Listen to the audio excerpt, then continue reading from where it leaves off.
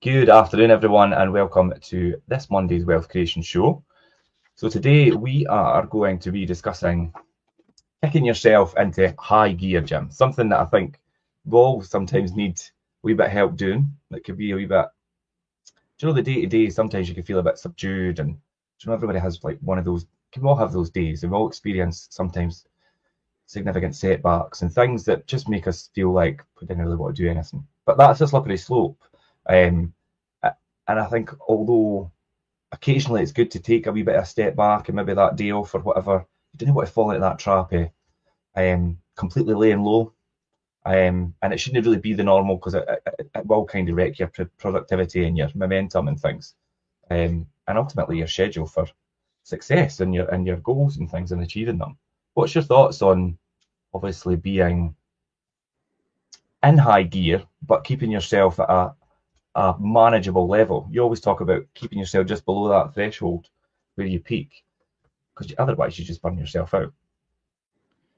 Well, it is burnout, isn't it? It's, Mm. it's quite interesting because I was at Scottish Property Network in Edinburgh last Thursday, Yeah, and it was quite interesting because there was a speaker there, and he was obviously speaking.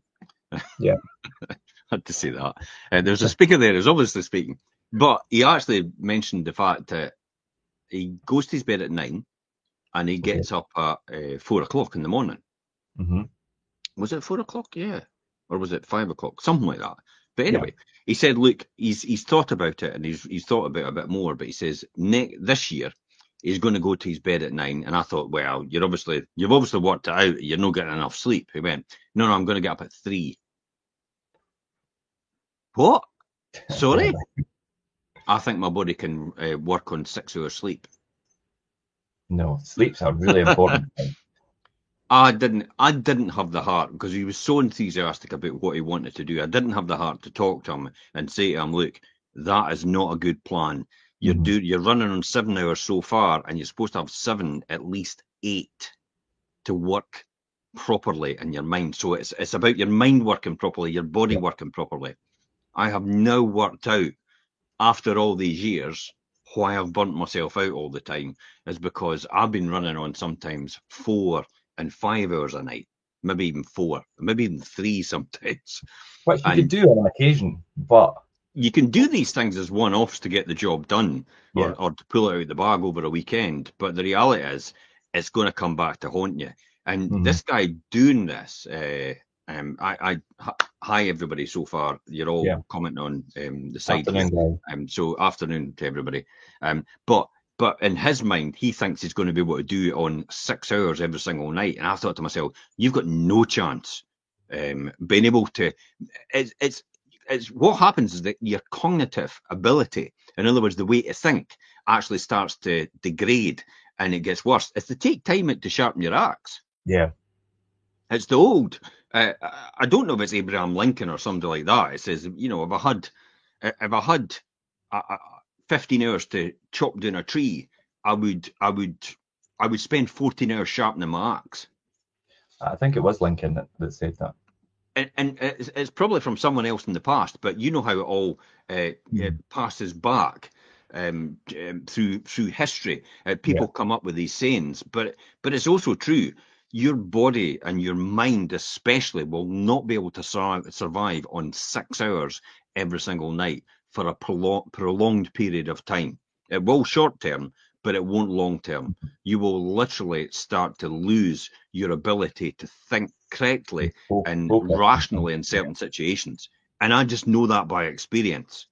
I I don't drink. I haven't drunk for about 8 years. I haven't smoked for a long time, cigars and yeah. stuff like that. I don't touch meat. I don't touch caffeine. I've never drunk caffeine in about 8 or 9 years. So I'm pretty straightforward, and I can guarantee you, when I don't have the right sleep, I genuinely feel like I'm hungover the next day, just out of Mhm. sleep. It's nothing else that causes that because I don't take any of these other stimulants. I was just going to say, because people that are doing this on short hours sleep, they're then getting up and having a really strong coffee with an extra shot and all these things that are artificially keeping them, like, obviously functioning. Whereas you don't have these things. So when you don't have enough sleep, which is the thing that you need, to function properly and focus, then you actually feel the detrimental effect of lack of sleep on your body. Yeah.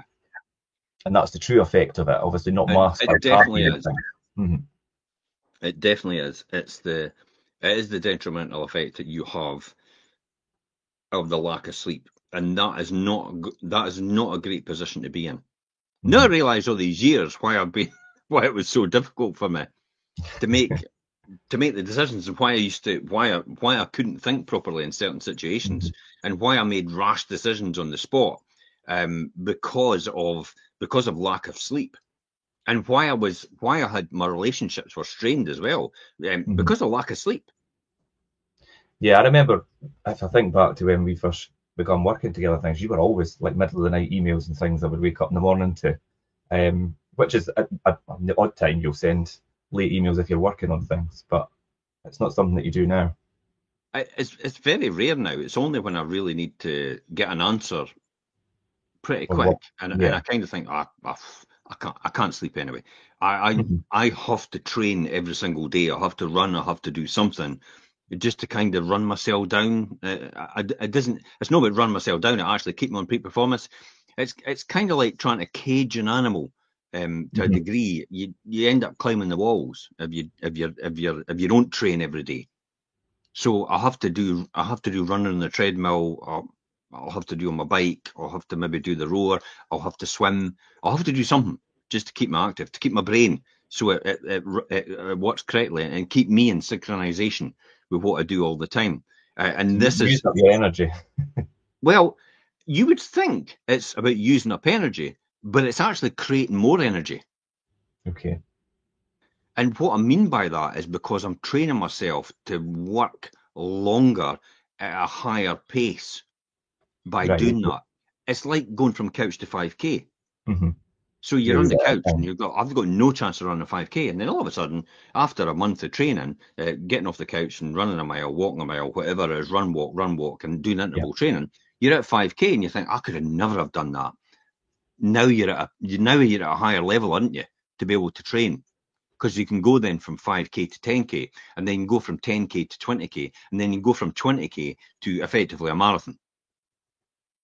Yeah. So it's these small incremental improvements that do that. And this is why treadmill, classic example, other people call it the dreadmill. I'm running a treadmill for 2.5 hours. On some occasions, I've been running a treadmill 2.5 hours solid. Think about the amount of discipline that you need to have and you need to create. So I'm teaching myself to be disciplined. When motivation comes and goes, discipline is the engine that will keep you going. And I'm now training myself with discipline in order to keep going all the time, irrespective of the circumstances. And that is what running, that's what swimming, that's what cycling and training all the time, and whether it's Aikido, whether it's Kendo, what I used to do, all these different things. All you're doing is constantly training, but it's training you for a bigger thing, a bigger event, a bigger. It's giving you more energy. So if you don't train, you've got bags and bags of energy all built up there straight away. So it allows you then to be better at your work. Who would have thought? Yeah. Who would have thought? I would never have thought that. And I mean, 2.5 hours on a treadmill, that's I would say that's quite an achievement. If I was to try and do that, I would never do that. Does the high impact not have an effect on your knees and things as well, doing that for so long? No, I run within my step. Right. So you don't do it doesn't do that, but I also run and my feet lift ever so slightly and move forward. So basically you're just doing that on the spot all the time, up and down with your feet. That's all you're doing on a treadmill. It's different when you get outside because obviously you've got to move forward in that situation. But you can easily do that and when you're outside, because then what you can do is you can just fall forward and lift your feet on the spot at the same time when you're falling forward slightly. And that means you don't need to really use all that much energy. See how the efficiency comes in here and working all that out? And over a period of 3 or 4 hours, that's a huge maximization in terms of your efficiency levels in order to make sure you go even further. And this is things that you can train yourself all the time. This is why people keep going for ages in terms of what they're doing. This is why probably Elon Musk has the energy to keep going all the time, and he's got sleepless nights, and he's on people's couches, and he just keeps going and going and going and going and going. That's the whole point of it. Sorry, I'm just laughing at some of the comments that are coming through about running. But yeah, that and then the Couch to 5K thing, they're really good examples of ways to kind of pick yourself up for a point of maybe low motivation, right through to obviously accomplishing something and getting yourself really into that high gear. And like you say, that's that method of running, accomplishing something more efficiently and possibly in less time or with less effort. Do you know and that's the benefit of working these things out. The other things that happen out of that is with running is when you go to anaerobic level, which is like major threshold and maximization. You then start to create neurons in order to new neurons, which actually go to your brain, which actually affects, which actually decreases the chances of Alzheimer's and dementia and Parkinson's as well. You create a huge amount of, your body is a working engine. It creates everything it needs. You don't need to fill it with anything else. It does it all itself. You don't need to put extra into it, really. You just need to give it the right fuel it's meant to have, and your body does everything else for you. It's meant to do that. The reason that your body doesn't do anything else for you is because often you're taking something which is a toxin, for example, alcohol, which is basically ether, and you drink it and you're poisoning yourself. And your body doesn't do that. You take excessive amounts of sugar, refined sugar. You take excessive amounts of refined sugar, and then therefore your body becomes insulin resistant, and then it causes a problem, because if you've not got your pancreas working properly and your insulin and all the rest of it, your insulin levels, then it doesn't balance out your body properly, and therefore you could end up getting things like cancer, again Parkinson's, again dementia, all the rest of it, because you're insulin resistant now. So there's a huge, this is the point. Most people don't realize that you don't need medication to sort yourself out. All you need to do is prevent it from the very beginning. And this is the message I keep telling everybody all the time. You start early on. Start early on, just doing small improvements every single time. And even if you're further on in your life, just start doing small improvements now. This has all come out with the fact that I've now realised that when my father sat there and got Parkinson's, he never exercised at all when he was told to. Therefore, it was a steady slope downwards to the bitter end. But when the bitter end came along, it was like, you've got no other choice now. You're getting put in a driver, and that's you being basically dead. We're just gonna knock you out and let your body die and everything else beside it, because we can't do anything for you now, because you've not done any exercise at all or anything to help yourself. It is quite a common thing. You see people, especially things like exercise, could easily get pushed to the side, and people just want to turn automatically to, oh, I'll take a pill for that, or I'll take this whatever medication, and that's really just covering up. You've got to think why you're taking the pill. Why are you taking the pill, and what's it caused? Classic example on a smaller scale, a headache. So why are you taking the pill for the headache? What's caused the headache in the first place? Possibly. That's the answer you should be asking, not how to stop the headache. Because how to stop the headache, take the pill, but what actually caused it? Because it'll keep causing it, and you still keep taking pills, and the pills are actually, let's be honest, the pills are okay in moderation, but anything in excess is poison. And people get addicted to painkillers and things very easily, especially codeine and things like that. So there's lots of people saying hello, by the way, in the comments. Hello, whatever. We are here, yes, but we can't sit and go, oh, let's interrupt the show just to say hello to people. You're watching, you're listening, and if you want to make a comment about what we are talking about and go towards that, then by all means, please do that. But if it's anything else that's nothing to do with what we're talking about, which is kicking yourself into high gear and how to do that and wealth creation overall, then there's no point. We'll no talk about what you're saying in the comments. Yeah, it's great that you join in, guys, but I keep it relevant, and if not, we are aware you're there. We can see how many viewers we've got and things. So anyway, I've put in a few things here to kind of lead us through conversation about ways to keep yourself motivated and kick yourself into that high gear. Now, I've put the first one, I've put happy mindset, and I know you don't like the word happy mindset, you're more content mindset. I think the reasoning for it is I think a lot of the time that people have lost that motivation or don't feel motivated, it's more than likely they're probably not in a really great mood. Do you know, if you look back at the reasons, like, why am I not motivated to do this? Well, I'm not You'll really be happy. disappointed every day if you want to be happy. I Yeah. guarantee, because you'll never be happy every single day. Mm-hmm. So just settle for being content. Mm-hmm. That's all. And then some of these days you'll be real happy and you go, Yeah. and superb. I'm happy.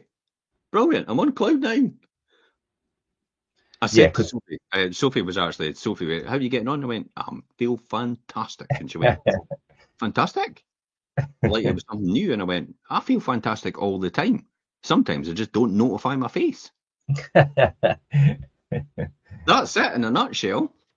But I do feel fantastic all the time. Why would I know? I've got everything I ever wanted and more. Why would I not feel fantastic about that? Yeah, it doesn't mean you need to walk about all day every day with a big smile. Yeah. Yeah. Yeah. Honest. I'm happy, honest. Just to prove to everybody I'm happy. It's like, I'm not bothered. I'm okay.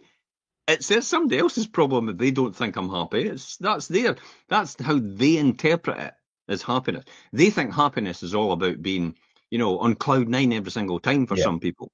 Which is That's no unrealistic. happiness. Happiness is being content and actually having everything that you need, rather than and not being upset that you don't have everything that you want, I would say. And that's a big driver for a lot of people. It's that they get upset because they look at somebody else and say, why have I not got that? Because rather than concentrating on themselves, they're looking at others. There's people like that all the time that are upset and, why have you got... I've got haters. Love them to bits, by the way. Love the haters. They're the motivation. they're brilliant. Because I just get a good laugh at them. Because it's like, that's who they are. They are how they are. It's and you know them straight away because they start to have a conversation about something that you think to yourself, this is the first time I've actually spoken to you, so you've obviously been speaking to me behind my back. Yeah. About with everybody else that doesn't like me either. And it's like, and that's what I find comical, because then I'm you know me, I just point it out straight away. Clearly a hater. Mm-hmm. Oh yeah, definitely. There's a lot of them out there, unfortunately, but it's just to be. I don't mind because at the end of the day, you've got to have the haters, because if you didn't have the haters, then we would know about you. Yeah, and I think you've said it before, and obviously it's not. I mean, it didn't just come for you. It's quite a common saying. But if you're going to stick your head out above the, do you know what I mean? You're going to get hit.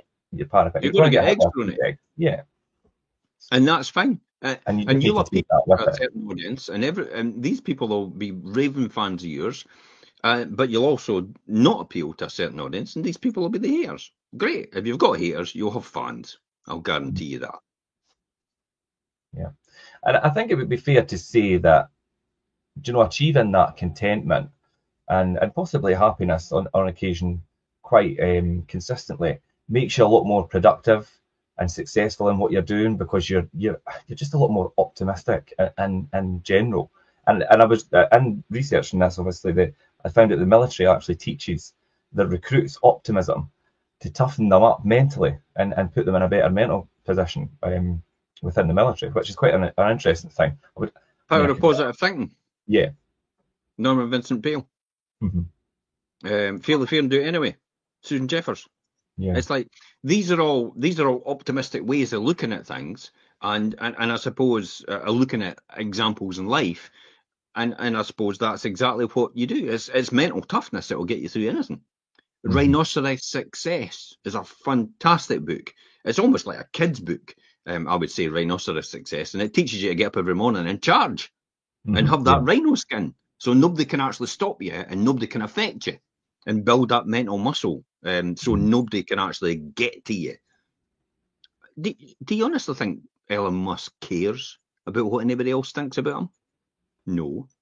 Look at him when he was standing in the White House the other day. The only time somebody stood in the Oval Office and never had a suit and tie on. He broke protocol straight away. Did Trump say anything? Absolutely not, because we all know who's in charge. It ain't Trump. It's Musk. And it's Zuckerberg.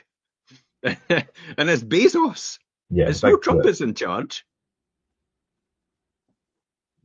Yeah, it's a crazy one, but yeah, I did notice that. Did you know was it a black T-shirt you had on? But it was just a T-shirt. It doesn't matter, but it's the very fact that he just got on with it. And I'll be honest, I'm not a Trump fan. I have to point this out every single time I give him a compliment, but we tip of the cap to him, because the very fact that he sat there and allowed that to happen and never batted an eyelid about it and never bothered about it. Mm-hmm. That is the mark of somebody. It's a leader. They realise it's like that's the way it is, and sometimes to have the best people in your team, they're not going to be exactly into that mold that you've got in your mind about how people think. That's probably a great trait to have. It's like Tom Coons when we stood at Century 21 and all the in the convention, and we were at the Leaders Summit with Tom Coons, the presidential summit, and Tom was talking. Remember, Tom was talking to people, and everybody was shouting and all the rest of it when he was trying to do a speech to all these high earners in Century 21 as estate agents, the real estate agents that were earning millions and millions of pounds in commission. And I went to Stuart White at that time, and I said to him, "That's totally disrespectful. All these people speaking over the president of Century 21. It's totally disrespectful." And Stuart turned around to me and said, "Tom's no bothered. They're earning him an absolute fortune." Yes, I suppose. And it's only when they're not earning him a fortune, it will then be a problem. Mm-hmm. But apart from that, he was like, "No bothered. Just keep doing what you're doing, earning my fortune. That's what you're there for. You can speak over me if you want. It doesn't make any difference." That's when you know you've got clout, when people will just stop and listen to you. And I suppose that's the case. But then, as I said, it's the world is a bit weird, and it's because most people want the vision of their world to be projected onto everybody else's world. Yeah, and they don't realise it's like newsflash: nobody is on the same planet as you. No one thinks the same. No one thinks exactly the same. You can see what's going on now with things like everybody.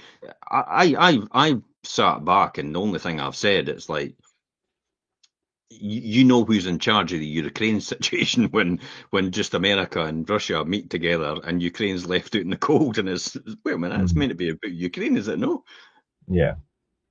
But you see a lot of people's perceptions of that and how they want to critique it. Anything that happens, you can see that with anything that happens. Everybody's got their own personal view of it, and a lot of them don't agree with what your personal view is. So what? What are you going to do about it anyway? Nothing, because it's just your view. It will count for nothing, because it's nothing to do with you, and you can have no control over it. So why bother? Yeah, and you think about all the people in the world, and everybody does have quite a different take on things. And social media is a good way of realising that. When you read the amount of comments on some things for people on forums and things, and the amount of different opinions and approaches that people have, it's true. Everybody's got their own way of thinking. So this guy Flashpoint on YouTube's got a... It's like, no, we're Scottish. Yeah, we're Scottish. We're not Australian American. I thought you would have worked that out. Yeah, maybe we're not speaking so much with the twang today. No, we definitely are. He's probably just trying to get us to respond. That's all. Yeah. So happy mindset. It's about being content. It's about moving forward and all the rest of it. Yeah. Yeah, and I think, and a good point just to round that bit up is you mentioned about a few books there, like The Power of Positive Thinking and things, but it's fine. Flashpoint, he's apologising now. We're just having a laugh. But yeah, books, podcasts, YouTube channels and things. These are all ways to get yourself motivated and improve your mindset and your mood. So they're just a few tips to get yourself on that. But and then we're going to move on to, and something that you like to say, Jim, and is just do it. And I know it's the Nike slogan, but it's quite simply when it comes to things, just do it. rather than My favourite phrase is jump out the window and learn to fly on the way down. the way down. Yeah. What? There's no point in overthinking this. Whatever you're doing, Mhm. whatever you're getting involved in, just get on and do something. Amazing the amount of times that people just overthink, overplan, overprepare, and by the time they've done all that, the opportunity is gone. Yeah. The point of Procrastination. readiness has It's a disappeared. killer. Yeah. They've now convinced themselves it doesn't work. It's a typical entrepreneurial cycle in terms of how things work. That happens every single time, the entrepreneurial cycle. You see it a lot, I would say. Did you say things like Mel Robbins' 5-second rule? Do you know if you're hesitating about something, just count back for 5 and do it. I think that's a good and just take action basically. The entrepreneurial cycle is a really good one. It's when you first get started, you've kind of got the uninformed optimism. So in other words, you're not really sure what to do. You're just running about like a headless chicken, and it's like, this is exciting, this is exciting, this is exciting. You're up on a high, and this is a classic example about kicking when you kick yourself into gear, and you're up on a high, and then what happens is people start to tell you the reality of the situation, and so the curve starts to come down, and you get informed pessimism.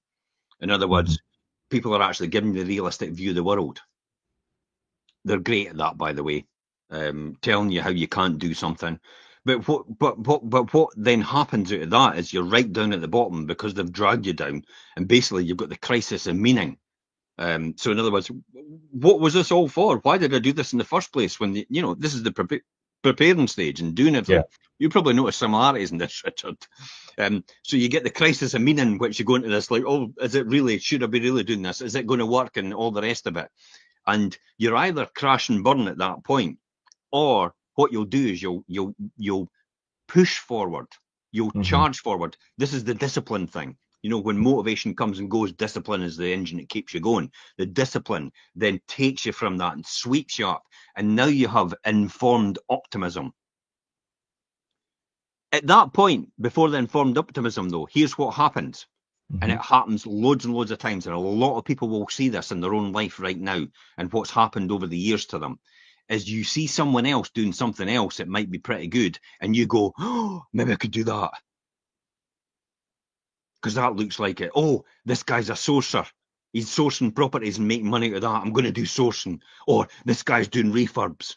I'm going to do refurbs. I'm going to buy properties, refurb them, and sell them. And it's like, oh, I'm actually going to do flips. And all these different things. Oh, I'm going to do rent to rent. All these different you end up all over the place. Yeah, because they see everybody else, and then that's when they start to fall into that trap of the crash and burn, because they go back to the start and they do the uninformed optimism again. So they keep going in that cycle of going up and down, up and down, up and down, and crashing and burning, crashing and burning, crashing and burning, until they actually get the informed optimism, and they push through, and then they come up to the informed optimism, and from there, that's what leads to achievement. So this is why I keep saying to a lot of people, it's not how good you are, it's how long you've been in the game. It's how long you've been in the game and how much you've learned about that game that you're playing. I was just going to say how much you've picked up along the way. In other words, how long you've been an accountant will determine how experienced you are at being an accountant, will determine how many people would use you because they know you as being an accountant and the go-to person for accountancy. Yeah. So naturally, the longer you stay in, the more money you'll probably end up making. And that's my point. This is why when we say just do it, just make it happen. Just jump out the window and learn to fly on the way down. I'm not asking you to leave your job, by the way. That is not the way to do things. If you've got something that you could side hustle it until you build it to a point where you think the job's getting in the way now. Then that's when you continue your side hustle and build that from there. You don't just leave and go, I'm going to start something from scratch. Isn't that exciting? And then you're back to the uninformed optimism again. Yeah. And you're on the cycle. Between the just doing it and making rash decisions. Always make sure that you're making. So it's having an idea where you're going, knowing there's a market for it, we talked about this the other night. I mean, there's classic opportunities. Someone at the weekend said something on social media about how they weren't able to get deliveries from Marks and Spencers. Apparently, Marks and Spencers don't do deliveries. Okay.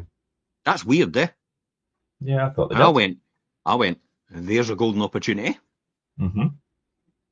I'd be delivering. I'd become Deliveroo at Marks and Spencers. I'd be going, if you want something at Marks and Spencers, I am the person for you. Tell me what you want. We'll go and buy it, and we'll deliver it to you. I'd be doing that. I'd be stepping in and doing that service if I was looking for opportunity. And then that's the other one as well was Kia the other now. Kia came back to me and went, and I said to them, so my contract for my contract hire is going to be ending in 2 months' time. If I hadn't phoned you, would you have told me? No, we don't tell anybody. Sorry. There's an opportunity for a contract hire firm for them as well to actually take that business and actually run with it, and possibly even pitch that to Kia and go, I tell you what, we'll run your contract hire division for you, because whoever you've got there now seems to be doing it completely wrong. Yeah, because we've had hire cars and things before, and it's always, you always get a reminder for your service, you always get a reminder when the contract's coming up to the end. So it's very strange that they don't do that. Zero and Zilch, I was gobsmacked. I would be as well, yeah. And likewise with Marks and Spencers, that's definitely missing a trick there. It's always there. So then that's where you've got yourself looking at, always look for the opportunity. Of course. So there's in the space of a few days, I've actually seen 2 opportunities where I could have just jumped into that. Mm-hmm. Am I going to jump into that? Absolutely not, because I make a ton of money and literally do nothing. I'll be honest. Literally do nothing now. I make a ton of money. So why would I want to then go do something if I could do nothing and make just as much or more? Yeah. Why reinvent things now? But you spent a lot of years obviously getting things put in place and well, writing a book, isn't it? You write a book, you sell the book, you market the book, everybody buys the book, everybody continues to buy the book, more people buy the book, you keep the book going, and everybody buys it more, and you still make money even though you wrote it 30 years ago. Yeah, that's what buying property is like. You spend the first 5 hours of the time actually setting it all up, buying the property, making sure everything's in place, putting the tenant in, and then you get somebody else to manage it, and that's your job done. Yeah, like musicians do with songs as well. Put all their effort into the creation and the video, and then it love royalties-based businesses. Royalties-based businesses that will give you residual income every single time. Every single time. That's brilliant.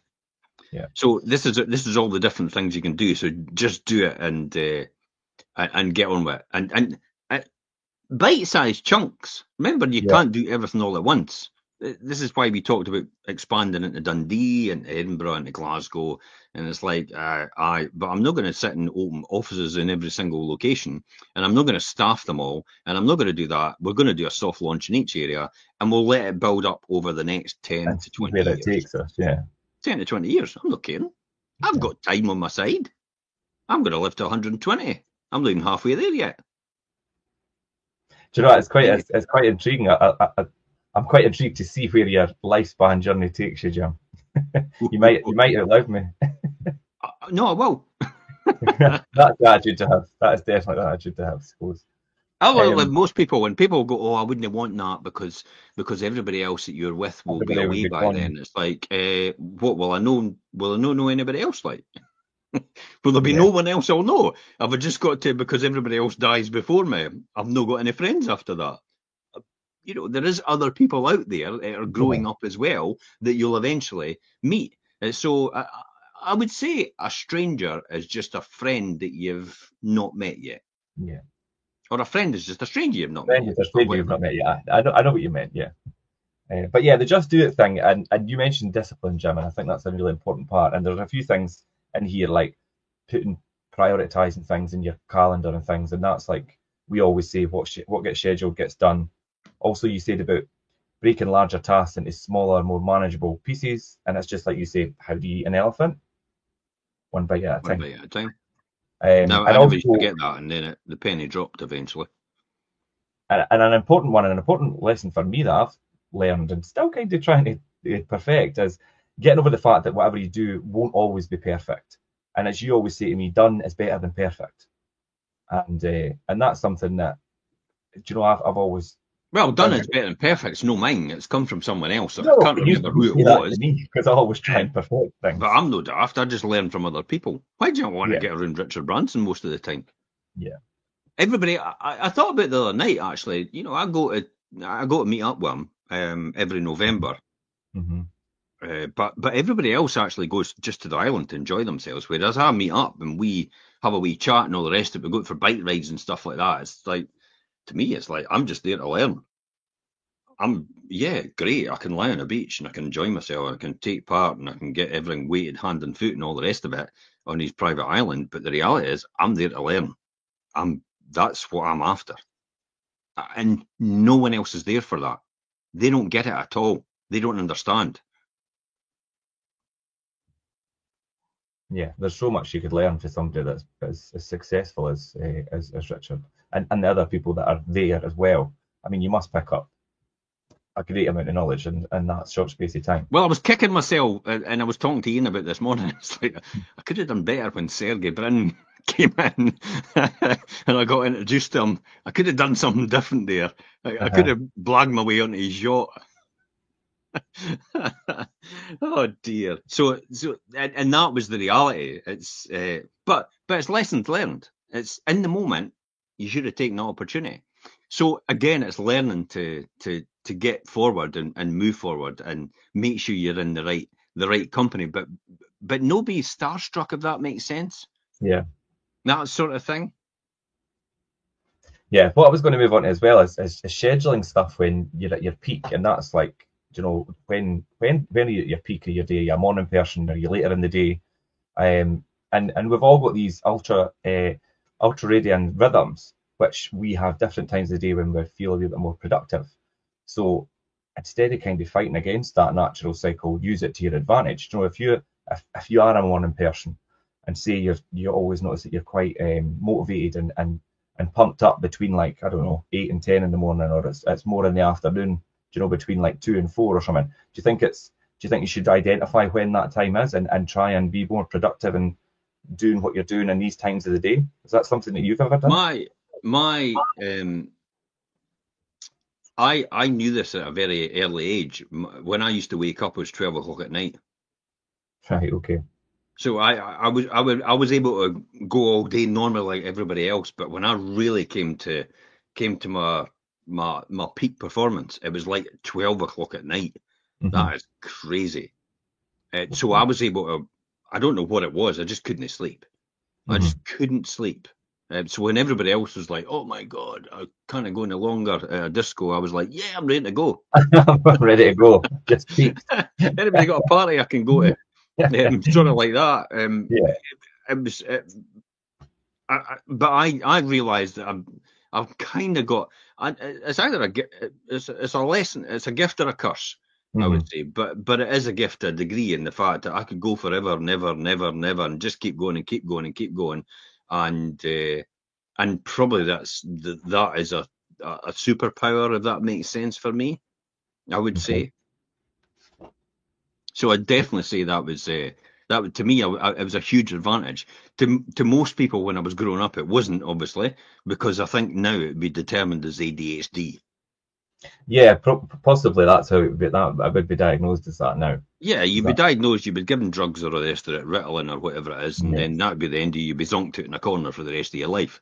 And then everybody would go, why would you, what was your purpose and why did you not attain what you were meant to attain? It's like, well, because everybody drugged me up for the rest of my life. Yeah. I don't think that's the right thing at all to do, to be honest. Did you work at changing that cycle so you were more like being able to sleep and then get up and Nah, I just ran with it. I never knew anything about that when I was younger. I never knew anything about sleep patterns and getting the right sleep and everything I've learned so far now. Yeah. It was only just trial and error and experience and watching people far more successful and wondering how, because Jeff Bezos used to talk about all the time, I get my 8 hours sleep, he always used to say. You can see it in these interviews. I'll wake up at like 10 o'clock, he says. And it's like I saunter around the kitchen and I do this and I do that. And then I maybe start work at 2 o'clock and then I go home at 3, and these sort of things. Right. But that's it. I never think, why on earth is he able to do that? Or and I understand why now, because he's got people that actually are probably a lot wiser than him in their own in their own right, in their own fields, and he's not. He's just good at hiring the right people, and so is Richard Branson, and so is Elon Musk, and so is Jeff Bezos. There's a pattern there, isn't there? There's a common theme there, yeah, definitely. Yeah, it's through Steve Jobs. Took Steve Jobs 18 months on average. He was they were getting told 18 months it takes Steve Jobs at the time to actually get somebody into Apple. And I remember the story about him telling somebody one day, I think the boy was the CEO of Coca-Cola, and he went, "Are you just going to sell that sugary water for the rest of your life? Or are you going to come with me and change the world?" It's like, what could you say to that? No, I'll just stay and sell sugary water. No. Obviously went with Steve Jobs and changed the world. Yeah. That's a good pull. There's a lot to change them. To get somebody on board, it's like no motivated by money at all, really, because if the CEO of Coca-Cola, I'd imagine you've got quite a few bob. Yeah. And you would be all right. So that's the sort of thing. Yeah, so I mean, the peak performance times days, I mean, people will have, and you'll all know yourself better than anybody else. And if you've got times of the day where you are a wee bit more productive, then use that to your advantage is probably the advice here. You tend to find, somebody like me, I tend to find I'm tired when I stop. Mm-hmm. There is other people out there, I know that, like this as well. So I'm the type of person is when I stop doing something and I don't do anything, that's when I get tired. But when I'm doing something, I'm always productive. I'm always going. I'm always on the go. I'm always active. I don't get tired. It's only when I stop. Whereas for other people, it's maybe the other way around for them. But there is a lot of people out there like me, wired up like me. Yeah, and keep wired and fired until they actually come to the point where right, I'm stop, and then they feel right. Okay, it's downtime now. That's why when you eventually retire, it's not about sitting on the porch watching your dog die and watching the world go by. It's about actually doing what you really want to do when you want to do it. Do something that's going to keep you motivated. Yeah. Yeah, that's what retirement's all about. But it's actually, you're right. It's a purpose and a motivation, and it's all the things you ever wanted to do. Just make sure you've got your health to be able to enjoy it. That's the whole point. Yeah. And for a lot of people, that is not going to happen. You're going to be at an age probably where your health is going to suffer, and everything you worked for and saved up for and invested for to get to has been ruined by the fact that you never looked after the most important thing ever, and it was your health. Mm-hmm. Nobody's laying on their deathbed and never said, "I wish I had more money." They've always said, "I wish I had more time." Yeah, and exercise and keeping yourself active is a big part of that. Yeah, I mean, I just used to look at exercise as the principle that if you look at an engine in a car and you constantly run it all the time, then eventually the parts will wear out. I didn't realise that your body has the ability to rejuvenate itself every single time, and instead, unlike a car, which is just moving parts, your body actually is a machine that an organic machine, which will actually rectify itself, and it's got all the necessary parts in it to look after every other part in your whole body itself. All you need to do is stop pushing it to the limits and exerting it so much, and you'll get the most out of it. Yeah. I think on the flip side, I mean, using the analogy of a car as well, you don't use a car, it'll just sit and seize up, and then it's, you know what I mean, then it's not any use at all. So we could look at it. The things that I've been learning so far with the running is like running in the heart zones. So 147 beats a minute. You know, I've got to run around that. That's the base. Recovery is 134 beats a minute. Threshold is 176 a minute in terms of beats. So I'm running in heart rate zones, and probably that's the best thing to do if you're wanting to live a long, happy, productive life and have your health as well. You have to work on heart rate zones, because if you thrash it all the time, eventually your heart will just give up. Once your heart gives up, that's you gone. Mm-hmm. So these are the sort of things you've got to look after, and not push anything in your body too far but only to the point where it helps it rejuvenate itself and it helps it get healthier. So then your blood, your beats per minute drop as the result. I mean, there's some guys that have got a resting heart rate, like some of the Olympic athletes' resting heart rates are like 30 beats a minute. How could how could that be? because their body is so refined and it's so efficient. They only needs 30 beats a minute to put everything round because they've got to the peak performance. Right. See what I mean about exercise, about getting to that point. So it actually slows down your aging. Because you're not needing to use your heart and everything so much. So if you constantly keep it sort of not an athletic performance, but just kind of a good peak performance, you're going to get a lot more out of your body. Yeah, definitely. That makes sense. That I never even thought of it like that. Whereas if you're not exercising, you're running at 80 beats a minute. You're running about 3 times as much as an Olympic athlete. Therefore, you're aging 3 times as quicker in terms of your body. So think about that. That's why it's important to exercise, but not overexert yourself every single time.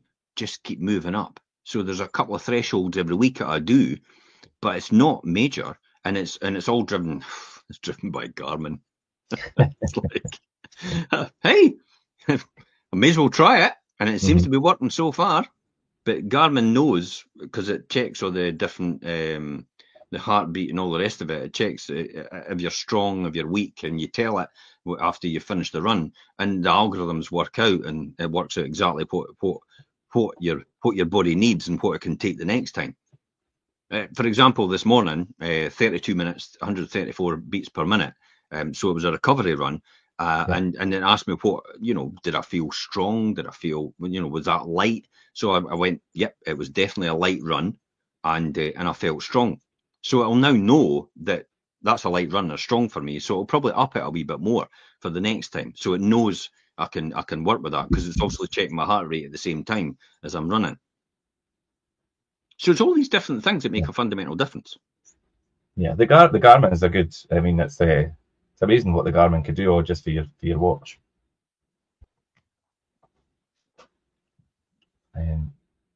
So what we're going to move on to, and I think we've kind of made it clear, but I think when you're trying to be successful and kick yourself into that high gear, you kind of need to be a wee bit blunt with yourself and be a wee bit realistic. And ultimately, the next topic that I put in here was cut the crap, basically. And I think this is mainly stop making excuses. If you want to do it, you do it, and there's no excuses. I think that was Bruce Newman that says that. That saying, and I think it's back to the just do it type thing. But if you kind of want to be real with yourself, you need to stop making excuses about why you can't do things. I think, a lot of people will talk about lift your hand. Did you do it or did you know? Did you try? You didn't. You did it. Nobody tries anything. If you try it, then you're not doing it. You're either doing it or you're not. It's just a black or white situation here. Yeah. You either do it or you don't do it. So it's the same with things, and it is exactly what you said about just cutting the crap and getting on with it. There's no time for excuses. It's like, well, you may as well just say, my neighbour's got my lawnmower. Because any excuse will do when you don't want to do it. Yeah. So the next time you've got an excuse for yourself, just say something really absurd to the person that you're giving the excuse to. The neighbour's got my lawnmower. Just say that and remind yourself it's just an excuse you're making up to avoid what you're wanting to do or what you should be doing. This is the whole thing about being a real estate agent and being self-employed. The great thing, or anything being self-employed and running your own business. The great thing about running your own business is your own boss. The worst thing about running your own business is you're your own boss. Yeah. Because on a Saturday night, when you know something needs to be done, or there's been a call out because you're a plumber to somebody's job, you don't go because you're your own boss. Or when you're an athlete and you know you've got to run in that morning and it just looks a bit cold and icy and wet and drizzly, and it's like, what excuse are you going to give yourself? Because you can't give yourself excuses. You just have to do it. If you give yourself excuses, you'll never get to where you want to be. And the more excuses you pile on yourself and give out for what you're not doing when you should be doing it, the longer it'll take you to get there. That's why there was no negotiation in me being successful in retiring before I was 40. Because I gave a deadline and says, I will be a millionaire and retired and financially free before I'm 40. And I said, there's no pension You were for 38, the were you? boats. I ain't got a pension. I ain't got any delivery for the future. I've got no wealth or anything built up for the future. I'm either going to do that or I'm going to die trying. Burn the bridges or burn the boats. Burn the boats like the Vikings used to do. Vikings used to win all their wars because they used to turn up 100 of them in a boat. They used to burn the boats, and they used to fight about 3,000 people with 100 people and win every single time. Because they knew they had no other choice. Either died or they won. That was it in a nutshell. Now, I'm not saying to people, take out the biggest car loan ever, spend, Monte go Carlo. on. There's a fallacy here about if you want to be a top person, travel first class everywhere. No, that's just daft. Especially if you can't afford it. Don't push yourself into that deliberately because you think that's going to motivate you. That is not the way to do it. You just got to find the discipline. In other words, you've got to, I'm going to travel first class every time when I make it. That's what you've got to think about. When I make it, when I get to that point, I'm going to do first class. I'm going to do business class. I'm going to do this. I'm going to do that. I'm going to reward myself. I'm going to treat myself. I'm going to do this. All these different things. You've got to have a staged progression towards that. Now, when I got to most of these things, I was like, I don't really need it now. It's great. I can have it. But it gave you that motivation along the way. That was good enough for me. The fact that I could buy a bigger house, I could buy a castle, I could buy a new car, I could get a Aston Martin, I can get a Lamborghini Huracan anytime I want, is the very fact and the fulfillment that I need. That's all. I don't need to go and buy it to justify it. It's the fact that I can buy it justifies it for me, saves me an absolute fortune at the same time. Mm-hmm.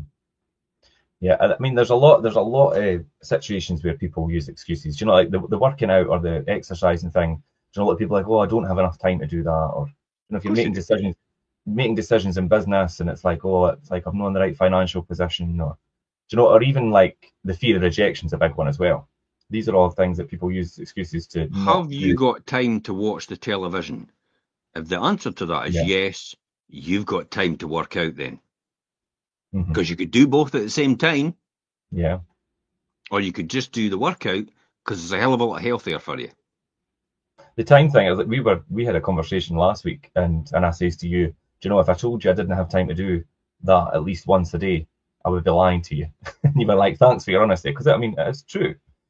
If you don't think you have time to do that, then you're just making an excuse up. So. Yeah, definitely. And again, I go back to saying about the stop comparing.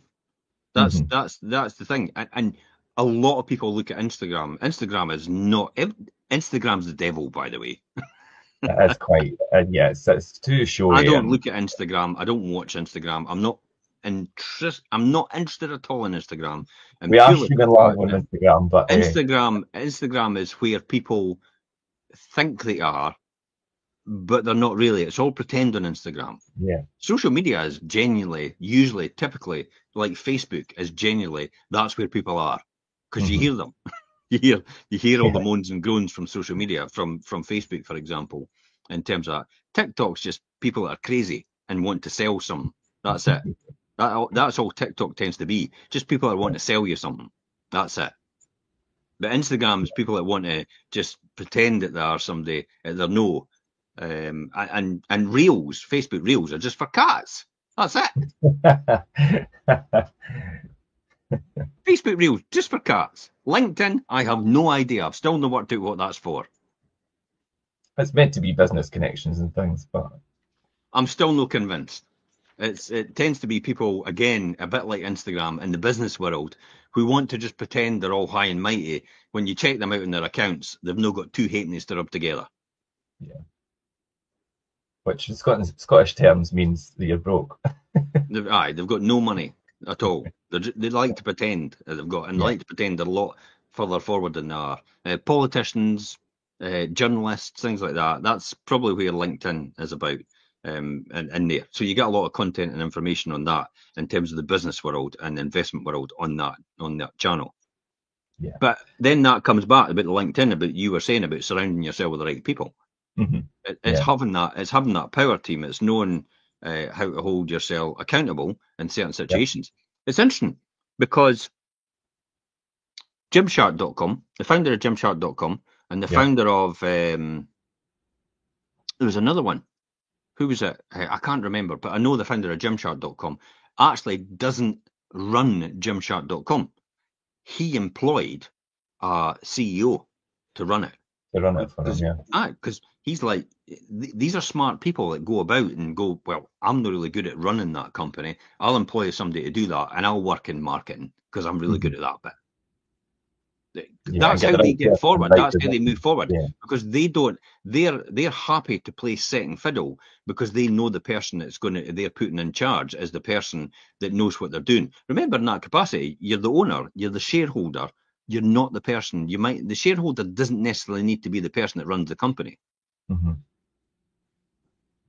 And Gymshark's a classic example of that. And there's other ones as well. I think what's the wee wristband you get? And the wee black wristband, I can't remember what it was. No, it just monitors. It doesn't have a screen or anything. It's just a black wristband that actually just monitors you. He's another one that actually has that sort of appeal as well. Richard Branson as well, classic example. Doesn't run his company. Sergey Brin doesn't run his company anymore. Mark Zuckerberg probably doesn't run his company anymore in high power positions. He sits in the background. He's an advisory, all the rest of it. Jeff Bezos probably the same as well. They're no daft. They're not the people in charge. And the people in charge running SpaceX, Tesla, and all the rest of it, everybody looks at Musk being the person, the figurehead. He's not really the person. He's got a power team that actually helps him do it. He doesn't do that all himself. I mean, it's delusional for anybody to think that's the case. No, and I think with any big company like Amazon and SpaceX and Virgin, they're such big companies that there's no way that one person could run it all. They have to have the right team. So surround yourself with the right people, as you said. Stay away from the toxic people. Yep. Even though it's your family, stay well away from them. Tell them you love them, but just say, you can't be in my life because you're toxic. Yeah. That's it in a nutshell. Stay away from these people. People that are unmotivated, people that are just lazy, people that couldn't care less, people that just want you to be just like them. Yeah.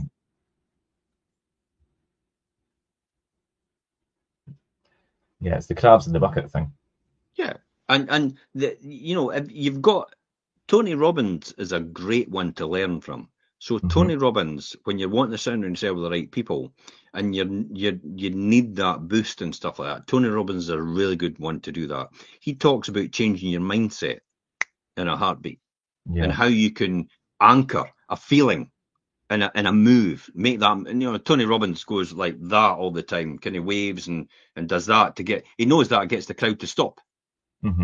When he does it. So he's trained the whole crowd. I mean, 5,000 and 10,000 people in a stadium, and it's like he's going way, and he gets everybody to stop at the same time. Yeah, we've been in the room with him, and it's amazing what he could do with a room of people and get them pumped up. Because he's got everybody conditioned that these are the moves. But he's also Tony Robbins anchors, and another anchor, Bill Clinton, classic anchor. Before Bill Clinton goes on, looks at himself in the mirror and goes, "Showtime." Pump himself up, yeah. Showtime. That's it. Bill Clinton in the mirror every single time before he goes on. That's his move to pump himself up, to make sure. And in his mind, for me personally, I've got triggers in songs. Yeah. There's certain songs I know straight away will get me, and everybody's got it, because I'll guarantee you, all you need to go is go to a nightclub, and as soon as any song comes on, you've got the one person that gets up on that floor and goes, "That's my tune." That's the song, yeah. and even if there's nobody on the floor, they're up on their own. And it's like they're dancing the dance of as if nobody's watching. And that's exactly what they become, because they become completely immersed in all the adrenaline and all the great things that get in their brain, all your chemicals within. It's all the, you see, all this stuff. You want to get highs, it's already in you. The body could do it, yeah. Never mind cocaine, never mind cannabis, never mind anything, and never mind alcohol, never mind cigarettes, never mind vapes, all the rest of it to give you this high. You don't need any of that shit, because it's all in here anyway. And your body manufactures everything, and all you need to do is learn how to trigger your body to do it. And once you trigger your body to do it, you'll fizz every single time you want. Mm-hmm. And I know, because it's like I do it. Mm-hmm. It's like, my God, when a certain song comes on and I let it trigger me, it's because I could let it trigger me. I could stop it from triggering me. But if I let it trigger me, I actually genuinely feel a huge rush to my brain with that song. So it's and you know it's purely because of that, and there's no artificial things influencing that, like you say, alcohol or it's manufactured within your system. It's the endorphins that you create. It give you that drive and that organic high, I would say. Mm-hmm. It's like every single time you can do that. Why do you think runners run all the time?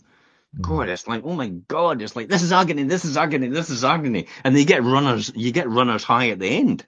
That's what they're doing it for. They're doing it for the high. Achievement and their they're not doing it for the achievement, they're doing it for the high. Aye.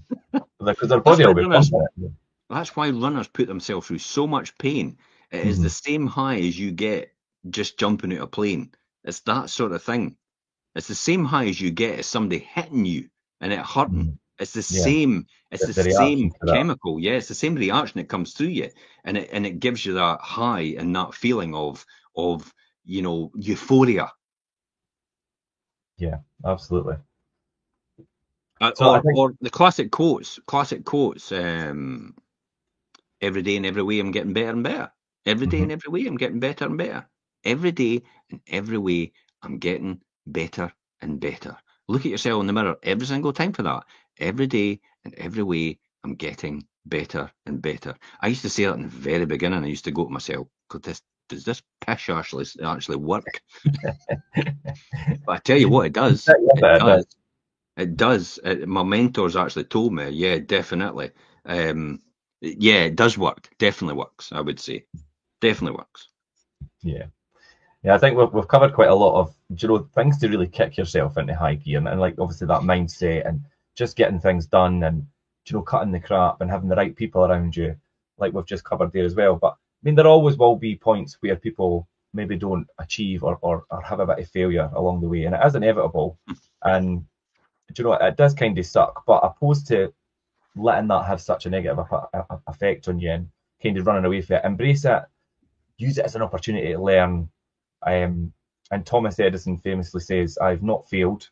I've just found 10,000 ways to work on it, or up to 1,000 ways." That was the light bulb. But you never fail. You just don't pass. Yeah. So every single time, exams. I used to have it with Elaine every single time. My wife, she used to go, "You failed it then?" I went, "No, I just didn't pass it." Yeah. Just didn't pass. What's wrong with that? I don't like the word.